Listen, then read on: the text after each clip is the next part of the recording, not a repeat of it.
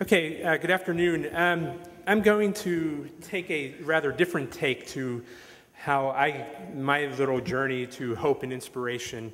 And the reason being, let me see this. How can I? This one? Okay. The reason being is nowadays it's difficult to look at the newspaper these days without seeing all the news of terrorism, genocide, famine, Wall Street crash and so forth. So often it feels like, we're living in this quasi-biblical era where the four horsemen of the apocalypse are coming upon us rather quickly. And I'm often reminded of this quote from Walter Benjamin, the German Jew writing in the interwar years about sort of a meditation on Paul Klee's Angel of History, where the angel looks to the past and sees the accumulation of debris, of catastrophes, and as he looks to the future, the pile continues to pile up. And the reason why this resonates with me is I've worked a lot in the developing world, and for much of the world, this is what they call progress. This is how it's experienced. And I had a personal experience about 20 years ago.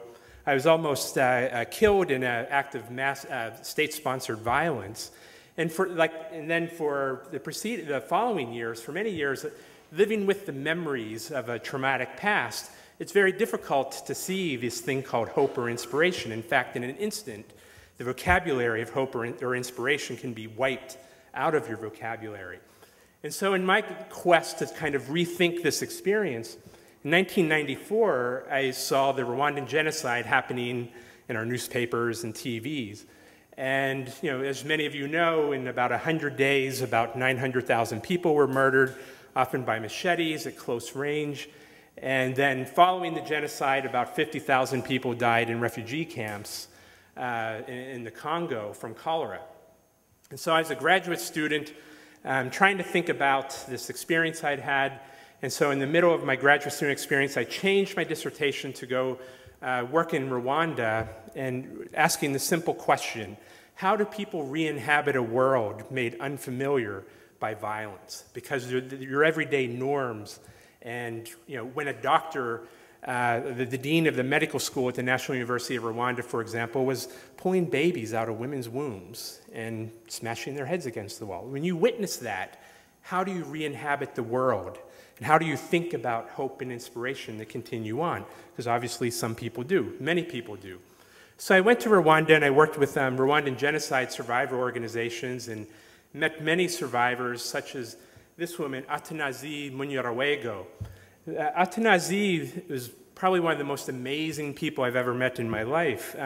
This was a woman on about the second day of the genocide. A neighbor came up to her, a Hutu neighbor, Atanazi is Tutsi, and explained how he was forced to kill her husband because he was Tutsi, and he macheted her husband to death. He had the blood of her husband on his jacket. And then for the following days, busloads of men would come to her house. And what happened over the course of about 100 days, she was raped by 300 men. And so you can imagine living in a community like this, where this happened to many people. And so that question, how does one re-inhabit a world rendered unfamiliar, was very poignant. And in fact, I went to Rwanda working with a human rights center at Berkeley, armed with this language of human rights. And what I found is that often these Rwandan women did not talk about justice and human rights, at least the way we were talking about it or were trained to think about it.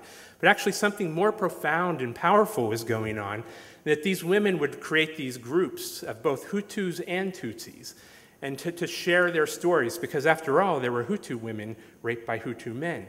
And what was going on is this, they were thinking about, basically what they were doing is giving this gift of testimony, speaking for the ghosts of the past, but it had a purpose.